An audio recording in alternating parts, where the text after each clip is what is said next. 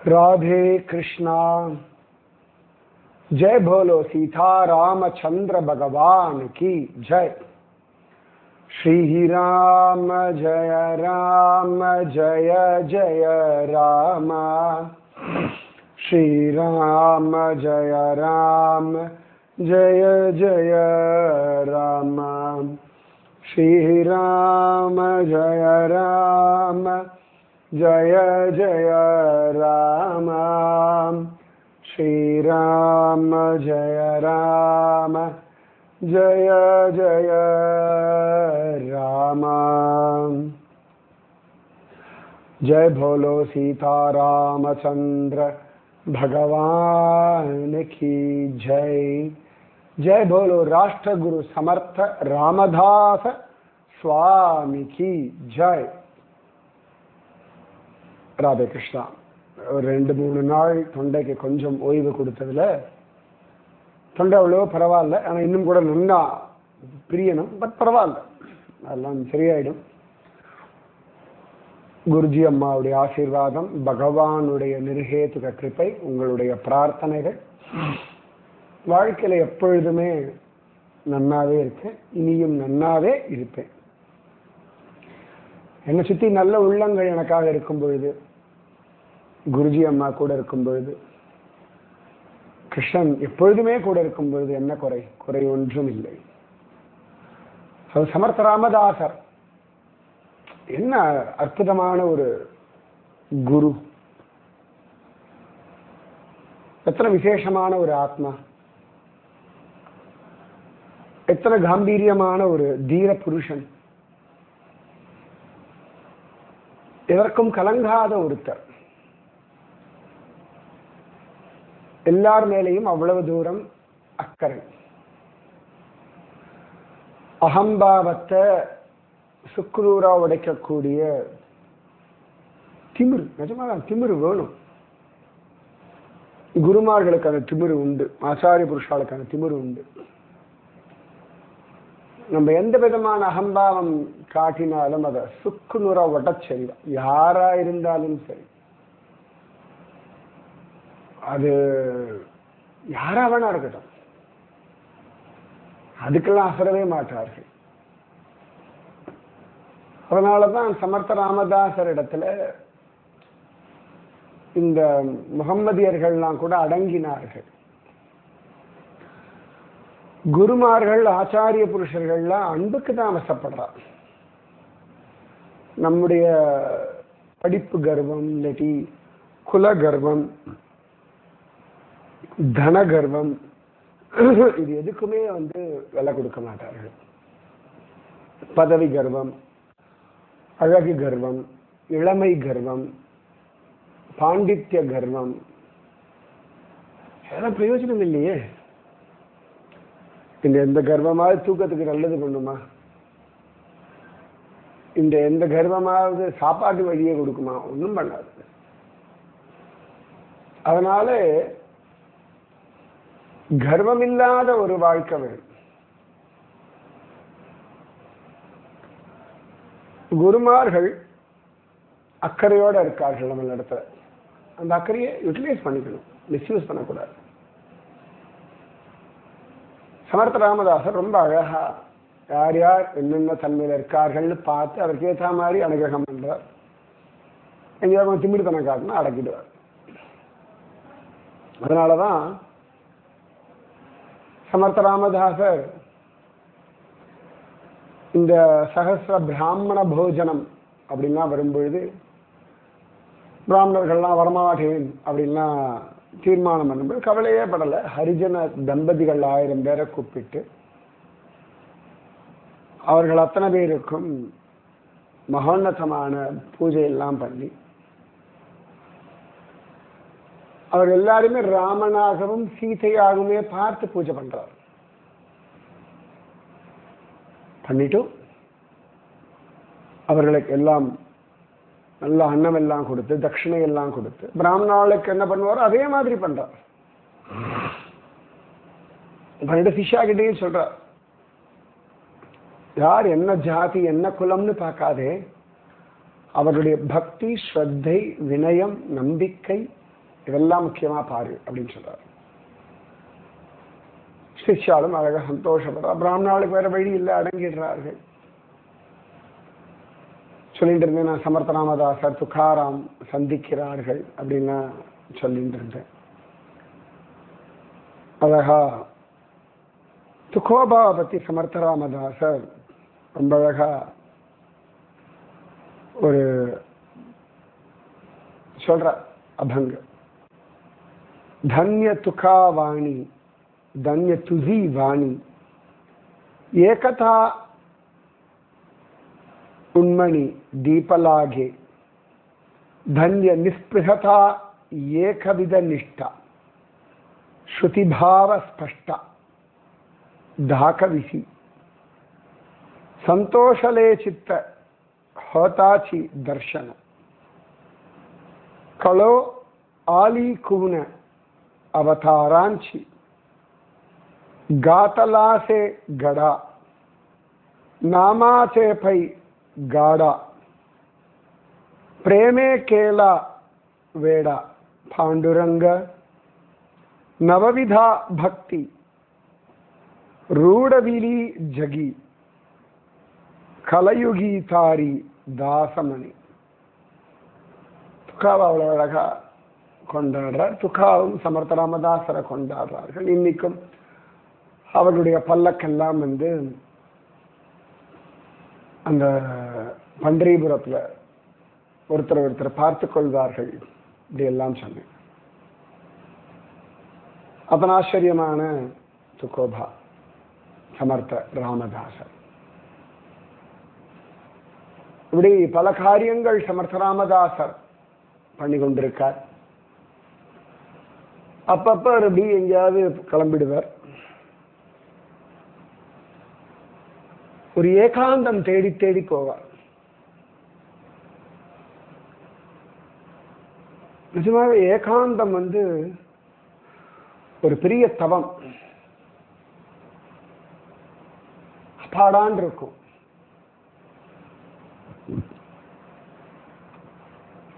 மனிதர்களுடைய அகம்பாவம், ஆசைகள், ஒரே இந்த கடைவீதிக்கெல்லாம் போனோம் வச்சுக்கோங்களேன், அப்படியே கச்ச கச்ச கச்ச கச்சதான் இருக்கும்ல. அதெல்லாம் இல்லாம அப்படியே அமைதியா கூட்டமே இல்லாத கோவில்கள்லாம் போகும்பொழுது அமைதியா இருக்கும். ரொம்ப நல்லா இருக்கும். அது கூட்டத்துல கோவில்களை பார்க்கறது ஒரு சந்தோஷம், பக்தாளை பார்க்கறது. சில இடங்கள்ல ரொம்ப அப்படியே வியாபாரம் போல பண்ணிடுவார்கள், சுற்றி இருக்கக்கூடிய அந்த கடைகள். அது அப்பெல்லாம் கொஞ்சம் அப்படியே இதுவா இருக்கும். அதே நிறைய புராதனமான கோவில்கள் அமைதியா இருக்கும். நான் ஹிமாலயாஸ்ல பார்த்துருக்கேன். ஹிமாலயாஸ்னு இல்லை, இப்போ நான் இந்த துவாரகா யாத்திரை போகும்பொழுது அகமதாபாத் பக்கத்தில் இருக்கக்கூடிய மாத்ருகயா, நம்ம கபிலாச்சாரியார், தேவஹூதி, கர்தமரெல்லாம் இருந்த இடம் போயிருந்தேன். ஆளே கிடையாது, நான் தனியாக தான் போயிருந்தேன். ஒரு 2-3 மணி நேரம் அமைதி, அவ்வளவு அமைதி. இந்த இடத்துல கபிலருடைய அந்த சாங்கிய யோக அனுபவங்களை ஜோரா உணர முடிஞ்சது. அந்த ஏகாந்தம் ஒரு பெரிய பலம் கொடுக்கும், சக்தி கொடுக்கும். நிச்சயமா நம்ம எல்லாருக்குமே ஒரு ஏகாந்தம் வேணும். நம்மை பற்றி நாம் ஆராய்வதற்கும், நம்ம மனசினுடைய ஆழம், மனசினுடைய விகாரம், உலகத்தின் போக்கு, உலகத்தின் விஷயங்கள், அதெல்லாம் ஒரு தவத்திற்கான ரொம்ப அழகான அனுபவமா இருக்கும். இந்த கார்த்திக் சுவாமி எல்லாம் போனோம் ஹிமாலயாஸ்ல, அந்த மாதிரி அத்ரி அனசூயா, அந்த அமைதியே ஒரு பலத்தை கொடுக்கும். அந்த அமைதியே அப்படியே உங்களை சாந்தப்படுத்துக்க கூட. நான் அந்த ஸ்ருங்கேரி, உடுப்பி அங்கெல்லாம் போயிருந்தேன் இல்லையா. அங்கேயே சில கோயில்கள் ஒரே கச்ச கச்ச கச்ச கச்சன்னு கூட்டம். கூட்டம் பக்தர்கள் கூட்டத்தை நான் ஒரு நாள் குறை சொல்ல மாட்டேன். அங்க சில இடங்களுடைய ஒரே கமர்ஷியலைஸ்டா இருக்கும், அது சொல்லுவார். அதே உடுப்பியில கொஞ்சம் ஒரு 8-10 கிலோமீட்டர் தள்ளி போனோம்னா பாஜக க்ஷேத்திரம், நான் கூட வீடியோ போட்டிருந்தேன். நம்ம ஸ்ரீமன் மத்வாச்சாரியாருடைய பிறந்த இடம். அங்கெல்லாம் அப்படி அமைதினா அப்படி ஒரு அமைதி. அப்படியே அங்கிருந்து கிளம்பவே தோணாது, இருக்கலாம். அது மாதிரி ஆதி அனந்தபுரா, காசர்கோடு பக்கத்தில் அந்த பபியா முதலை, புதுசாக ஒரு குட்டி முதலை வந்துருக்கு, நான் பார்க்க முடியல இந்த வாட்டி நான் போகும்போது. அந்த கோவில் ஒரே அமைதி.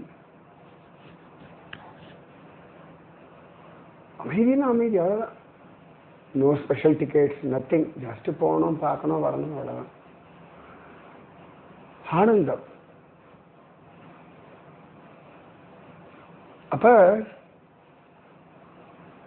இந்த ஏகாந்தம், அதுவும் சமர்த்த ராமதாசருக்கெல்லாம் பயமே கிடையாது. அவர் காட்டலியும் மேட்டலியும் அலையக்கூடிய ஒரு கரடுமுரடான ஆசான். ஹிருதயம் ரொம்ப சாஃப்ட், மனோபலம் தைரியம் ரொம்ப ஸ்ட்ராங். அவர் பாட்டுக்கு அலைவர். அவருக்குன்னும் அவருடைய கம்ஃபர்ட் ஜோன் ஒன்று இருக்கும்ல. நம்ம சொல்லுவோம் எனக்கு இதெல்லாம் இருந்தா கம்ஃபர்ட் ஜோன். அவர் 12 வயசுலயே வீட்டை விட்டு வெளில வந்தவர்ல. அவதூத சன்னியாசி மாதிரி. நித்யானந்தர்லாம் அப்படிதான் சுத்தின்னு இருந்தாருன்னு காண கிடைக்கிறது. ஸ்ரீபாத நித்யானந்தர் நம்ம சைத்தன்ய மகாபிரபுவினுடைய ஃப்ரெண்ட். போனோம் மாயாப்பூர், ரொம்ப நாள் ஆயாச்சு. சீக்கிரத்தில் போனோம், பார்க்கலாம், போகும்பொழுது சொல்றேன். நிதானமா பார்க்க வேண்டிய ஒரு ஸ்தலம் நவத்வீபம். எங்க இருக்கு அப்படின்னா பெங்கால், கல்கட்டாலேருந்து ஒரு 3-4 மணி நேரம் டிராவல் பண்ணி போனா நவத்வீபம் மாயாப்பூர். அங்க போனா அதுதான் பார்க்கலாம். கங்கை கரை. நிறைய பேர் கூட்டுண்டு போறது இல்லை. திரும்பி தான் சொல்றேன், எவ்வளவுக்கு அவ்வளவு கூட்டம் குறைவா இருக்கோ அவ்வளவுக்கு அவ்வளவு ஏகாந்தமா ரிலாக்ஸ்டா போகலாம். அதனாலதான் பல சந்தர்ப்பங்கள்ல நிறைய இடங்கள் போகும்போது சொல்ல முடியறது இல்லை. நான் சொன்னேன் மாத்திருகையாலாம் தனியா போகணும்னே போனேன். நான் ஏகாந்தமா போகணுன்றதுக்காகவே நான் போன ஒரு இடம். கல்யாணத்துடைய விஷயத்துக்காக போனேன், என்னோட சிஷ்யனோட கல்யாணத்துக்காக. அப்படியே அதுக்கு போனேன். பட் ஏகாந்தமா போகணுன்றதுக்காகவே போன இடம் அது. சமர்த்த ராமதாசுடைய அந்த ஏகாந்த அனுபவம் எப்படி இருக்குன்றத ஓரளவுக்கு உணர பட்சத்துல சொல்லிட்டு இருக்கேன். அந்த ஏகாந்தம், அதற்காக பல விஷயங்கள் எதான தியாகம் பண்ணலாம். அது ஒரு தவம். எப்படி தூங்குறதுக்கு ஒரு ஏகாந்தம் வேணும் இல்லையா, அது போல தவத்திற்கும் ஏகாந்தம் வேணும். சமர்த்த ராமதாஸ் அப்பப்போ அப்படி அவருக்கு நடக்க ரொம்ப பிடிக்கும். விட்டா நடந்துட்டே இருப்பார். அவர்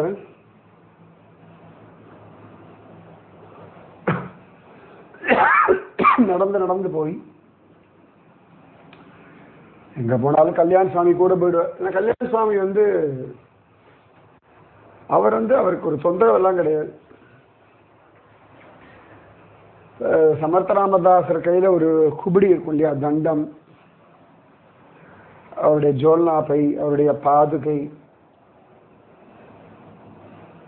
அந்த மாதிரி ஒரு ப்ராப்பர்ட்டி கல்யாண் சுவாமி வந்து அவருக்கு ஒரு தனியா ஒரு இன்னொரு மனிதன் கிடையாது. உலகத்தை பொறுத்த வரைக்கும் மனிதன். இந்த பரதன் வந்து அவனுடைய மாமா கைகேயினுடைய சகோதரன் வீட்டுக்கு போகும்பொழுது சத்ருகனையும் கூட போயிடுவான். சரியா? சத்ருகனுக்கு வந்து பரதனுடைய மாமா வந்து மாமா கிடையாது. ஏன்னா சத்ருகன் வந்து சுமத்ரா தேவி, கைகேயியுடைய சகோதரன் சத்ருகனுக்கு மாமா கிடையாது. ஆனாலும் பரதன் போனான் அப்படின்றதற்காகவே சத்ருகன் போனான் அப்படின்னு சொல்லி காண கிடைக்கும். ஏன்னா பரதனுடைய ப்ராப்பர்ட்டி சத்ருகன். எப்படி ராமனுடைய ப்ராப்பர்ட்டி லக்ஷ்மணனோ அதுபோல பரதனுடைய ப்ராப்பர்ட்டி சத்ருகன். அந்த மாதிரி நம்ம சமர்த்த ராமதாசருடைய ப்ராப்பர்ட்டி கல்யாண் சுவாமி. அதுக்கு இந்த அப்படி ஒரு பாவம் வேணும். இந்த குருவின் சொத்தாக இருக்கிறது. அது நீங்க குரு சொல்றதை கேட்டுட்டே வாங்க. பக்குவமடைய குரு தானாவே உங்களை தன்னுடைய சொத்தாக பாவிப்பார். அப்பதான் வரும். இது வந்து சொல்லி புரிய வச்சு இப்படி இரு அப்படின்னு சொல்ல முடியாது. உங்க குரு என்னென்ன காலகட்டத்துல உங்களை எந்த இடத்துல எந்த நிலைமையில எப்படி இருக்கணும்னு நினைக்கிறாரோ அந்த இடத்துல அந்த நிலைமையில அப்படி இருக்கும் பொழுது வர வர வர வர வர தானாகவே அந்த ப்ராப்பர்ட்டி அப்படின்ற அந்த ஒரு தகுதி வரும். அது ஒரு தகுதி. அது ஒரு தகுதி. அப்ப அந்த மாதிரி கல்யாண சுவாமி. அதனால சமர்த்தராமதாசருக்கு கல்யாண சுவாமி, இன்னொன்னு கல்யாண சுவாமி ரைட் ஹேண்ட். அவன் இல்லாம இருக்க முடியாது. அப்படியும் கிடையாது. யார் இருந்தாலும் இல்லைன்னாலும் அவர் இருப்பார். அதுக்குதான் சொன்னேன், கல்யாண சுவாமி வந்து சமர்த்தராமதாசருடைய சொத்து. அந்த சொத்து இருந்தாலும் இல்லைன்னா அவர் இருப்பார். இப்போ மொபைல் ஃபோன் இருக்கு, தூங்கும்போது மொபைல் ஃபோன் இங்கே தானே வைக்கிறோம். அது வந்து பக்கத்தில் இருக்கணும் அவசியம் இல்லையே. நமக்கு வேணும்னா வேணும், வேண்டாம்னா வேண்டாம். எங்க வச்சோமோ அங்கே இருக்கணும், உபயோகப்படுத்திக்கணும், அவ்வளோதான். அந்த மாதிரி நம்ம கல்யாண சுவாமி. ஸோ அப்படி போகும்போது தான் ஒரு தடவை சிவத்தர்கள், சிவத்தர்கள் பற்றி லேசாக சொல்லியிருக்கேன் நான். அவருடைய அழகு வர்ணனை சுந்தர் மட் அப்படின்னு அதுக்கு பேர். முன்னாடி கூட கேட்டிருந்தேன் கேள்வி. ரொம்ப சுந்தரமா இருக்கும் நிஜமாவே. இன்னைக்கு பார்த்தாலே ரொம்ப சுந்தரமா இருக்கும். சிவத்தர்கள் கோட்டை, அழகான குகை. கல் அப்படின்னா குகை, கடு அப்படின்னா கோட்டை. சஜ்ஜன் கடு, சிவத்தர் கல். அப்ப பார்க்கிறா அந்த அருவி. இந்த சிவத்தர்கள்ல அவ்வளவு அழகா நிறைய பேருக்கு அனுகிரகம் பண்ணியிருக்காரு. இந்த சிவத்தர்கள் பார்த்தோன்னே அங்கதான் அழிச்சுட்டு போறா. நம்ம வேணா சுவாமி எல்லாரும் அங்க பார்த்திருக்கா. நம்ம சமர்த்த ராமதாசன் சிவத்தர்கள்ல நடந்த சில விஷயங்கள். வேணா சுவாமியுடைய சரித்திரம் கண்டினியூஸா சொன்னோன்றதுக்காக அப்படியே கடகடன்னு சொல்லிட்டு போயிட்டோம். இது சமர்த்த ராமதாசருடைய சரித்திரத்தில் அழகான அனுபவங்கள். சிவத்தர்கள் பார்த்தோன்னு சமர்த்த ராமதாசர் இந்த இடம்தான் இப்ப எனக்கு உகந்த இடம் அப்படின்னு தீர்மானம் பண்றார். அப்ப கல்யாண சுவாமிகிட்ட சொல்றார், குகைனா அப்படியே குப்பை கூலமா இருக்குமே, அதான மிருகங்கள் வந்து போயிட்டு இருக்கும், யார் அங்க இருக்க போறா, அதனால அப்படியே தூசி படிஞ்சு கிடக்கும், அப்புறமா நிறைய சலஞ்சி வலை இருக்கும், ஏதாவது பிராணிகள் செத்து போய் கிடக்கும், வௌவால் இருக்கும், ஏதான ஒன்று இருக்கும். மனிதர்கள் புழங்காத இடமா இருக்கு இல்லையா? அப்ப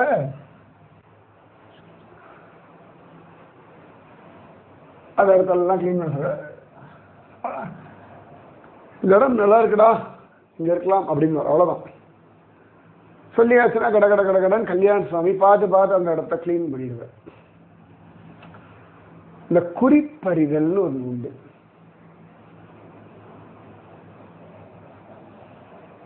அந்த குணம் நீங்க வளர்த்துக்கணும். எல்லாருமே சொன்னா தானே தெரியும், அது எப்படி புரியுமா அப்படின்னு கேட்கக்கூடாது. சரி, கணவனா இருக்கட்டும், இல்லாட்டி மனைவியா இருக்கட்டும், குழந்தையா இருக்கட்டும், பந்துவா இருக்கட்டும், அப்பா அம்மாவா இருக்கட்டும், ஆபீஸ்ல கூட வேலை செய்யறவாளா இருக்கட்டும், ஆபீஸ்ல உங்களை விட உயர்ந்த லெவலில் இருக்கக்கூடிய மேலதிகாரிகளா இருக்கட்டும், இல்லாட்டி பாஷா இருக்கட்டும், எல்லாருக்குமே அந்த ஒரு குறிப்பறியணும். நீங்கள் கத்துக்கோங்க. எல்லாமே ஒன் ஃபைன் மார்னிங்ல வராது. எல்லாம் ப்ராக்டிஸ் பண்ணதான் வரும். எல்லாமே அப்படிதான் காலப்போக்கில் தான் வரும். அது விடாமல் ஒரு விஷயம் பண்ண பண்ண பண்ண பண்ண பண்ண வரும். எறும்பூர கல்லும் தேயும் ஒரு விஷயம் அதே மாதிரிதான். கொஞ்சம் கொஞ்சமா பழகிண்டே வர வர வர வர வர அது அப்புறம் அந்த மாஸ்டர் ஆகிடுவீங்க. கல்யாண சுவாமி அந்த மாதிரி கடை எல்லாம் சுத்தம் பண்ணியாச்சு. சமர்த்த ராமதாசம் அங்க உட்காந்துக்கிறா, அவ பாட்டுக்கு இருக்கா. சில சிஷ்யாலாம் அங்க இருக்கான்னு தெரிஞ்சு வரா. அப்ப ஒரு தடவை ஒரு புலி உள்ள வருது. இவ போய் கொஞ்ச நாளுக்குள்ளே அங்க ஒரு புலி இருக்கும். இந்த புலி வர்றது சமர்த்த ராமதாசர் கல்யாண சுவாமி உட்காந்துருக்கு. சமர்த்த ராமதாசருக்கு பயமே கிடையாது. ஏற்கனவே புலியோடலாம் சண்டை போட்டு வருதான் நம்ம ஆள்.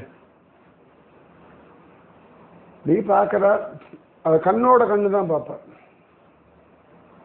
பயமே கிடையாது. இல்ல, இந்த மிருகங்கள்லாம் நம்முடைய பயத்தை ஈஸியா சென்ஸ் பண்ணும். பயம் இல்லாட்டி நம்முடைய தைரியத்தை. இந்த யானைகள்ல கும்கி யானைன்னு உண்டு. இந்த ட்ரெயின்டு யானை மற்ற யானைகளை பிடிக்கிறதுக்கு அது யூஸ் பண்ணுவா. இல்லாட்டி காட்டிலேருந்து நாட்டுக்குள்ள வர யானைகளை விரட்டுறதுக்கு அதை யூஸ் பண்ணுவா. அதாவது பாகன் அது மேலே ஏறி உட்காந்து இருப்பான். ஸோ அந்த பாகன் அதோட யானையோட அந்த காது கிட்ட ஒரு அழுத்து எல்லாம் சொல்லுவான்.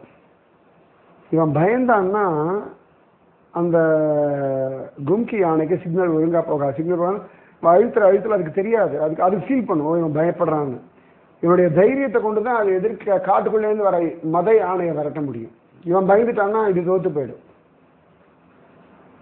ஸோ அந்த ஒரு விஷயம் ரகசியம் இது. ஸோ நீங்க புரிஞ்சுக்கோங்க. B brave.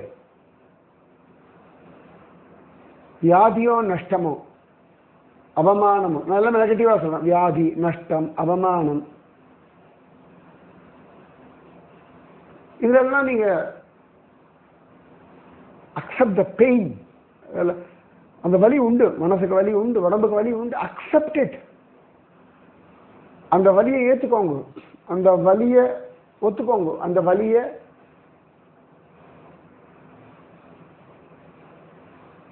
அதை ஹேண்டில் பண்ண கத்துக்கோங்க. பெயின் மேனேஜ்மெண்ட்னு சொல்லுவா. முன்னாடி ஸ்பாண்டிலைட்டிஸ் பெயின் தான் வந்த பொழுது அப்போ டாக்டர் சொன்னார், இப்படிலாம் பண்ணுங்க பெயின் குறையும். அப்போ சொன்னார், இது கொஞ்ச நாள் ஆகும் உங்களுக்கு சரியாகிறது, பட் பெயின் ஜாஸ்தி ஆகும்போதெல்லாம் நேராக படுத்துக்கோங்க, இப்படி வச்சுக்கோங்க. It's called pain management. வலியை என்ன சொல்றது, மேனேஜ் பண்றதுக்கு தெரிஞ்சுக்கோங்க, அவ்வளவுதான். பெயின் மேனேஜ்மெண்ட் அதே தான். மனசின் வலி, அவமானத்தின் வலி, வியாதியின் வலி, இழப்பின் வலி, அது முதல்ல ஏற்றுக்கோங்க. அதுக்கப்புறம் அதை ஹேண்டில் பண்ண கற்றுக்கோங்க. அப்புறம் அதை மேனேஜ் பண்ணுங்க. அதுக்கப்புறம் அதை ஓவர் கம் பண்ணுங்க. எஸ், சமர்த்த ராமதாசர் அந்த மாதிரி மனோபலம் உடையவர். இந்த புலியை கண்ணுக்கு நேரம் பார்க்கிறார். பார்த்துட்டு அப்படியே சொல்றார், புலிக்கு என்ன மனுஷ பாஷை தெரியுமா? நாய்னா தெரியும், பழகி விட்டுருக்கும். மாடுன்னா தெரியும். நம்ம கிட்ட வளரக்கூடிய பெட் அனிமலுக்கு, வீட்டு விலங்குகளுக்கு நம்மளுடைய பாஷை, நம்மளுடைய கமாண்ட் எல்லாம் புரியும். அதுக்கு அது காட்டில் இருக்கக்கூடிய கொடும் புலி. அது பார்த்தாலே முதல்ல ஆள் அடிச்சுட்டு தான் மறுவேளை பார்க்கும். ஆனால் அதுக்குள்ளேயே ஒரு ஆத்மா இருக்கு இல்லையா, அந்த ஆத்மாவுக்கு நீங்கள் ஒரு அன்பை காட்ட முடியும். அது ரொம்ப தைரியம்னு வச்சுக்கோங்க. அந்த தைரியம் நம்ம சமர்த்தராமதாசருக்கு உண்டு. அதனால அந்த புலியை பார்த்து சொல்ற, பாரு இந்த குகையில நீ பெரிய குகை, நீயும் இருந்துக்கலாம் நானும் இருந்துக்கலாம், நீ பாட்டுக்கு வா, நீ பாட்டுக்கு இரு, நான் உன்னை ஒன்றும் தொந்தரவு பண்ண மாட்டேன், நீயும் மற்றவாளும் தொந்தரவு பண்ணக்கூடாது, நீ பாட்டுக்கு இங்கே இருக்க, நான் பாட்டுக்கு இங்கே இருப்பேன் அப்படின்னா. கல்யாண சுவாமி ஆச்சரியமா குருவுடைய இதை பார்த்துட்டு இருப்பார். சில சந்தர்ப்பங்கள்ல அந்த குரு மேல நம்பிக்கை இல்லைன்னா சிஷ்யாளுக்கு என்ன பைத்திய மாதிரி பேசிட்டு இருக்கார் புலியோட, வேற வேலை இவருக்கு அப்படின்னு தெரிச்சு சமயத்துல ஓடவும் முடியாது, இருக்கவும் முடியாது. அதனால கல்யாண சுவாமிக்கு அசாத்திய தைரியம். ஸோ புலி பாட்டுக்கு ஓரத்துல உட்காந்து புலியும் இருக்கும் இவரும் இருப்பார். புலியோடு ஒரு குரு இவர். ஸோ சிவத்தர்கள்லாம் இருக்கா. மீதி விஷயம் நாளைக்கு. ராதே கிருஷ்ணா. பரவாயில்ல குரல் அதெல்லாம் சரியாயிடும், ஒன்றும் கவலைப்படாதீங்க. ஸ்ரீராம ஜய ராம ஜய ஜய ராம, ஸ்ரீராம ஜய ராம ஜய ஜய ராம, ஸ்ரீராம ஜய ராம ஜய ஜய ராம, ஸ்ரீராம ஜய ராம ஜய ஜய राम। जय बोलो सीता रामचंद्र भगवान की जय। जय बोलो राष्ट्रगुरु समर्थ रामदास स्वामी की जय। जय बोलो जगद्गुरु महावैष्णव संत तुकाराम महाराज की जय। जय बोलो कल्याण स्वामी की जय। जय बोलो स्वराज्य सिंहासनाधिपति छत्रपति शिवाजी महाराज राजे की जय। जय हिंद, भारत माता की जय। राधे कृष्णा।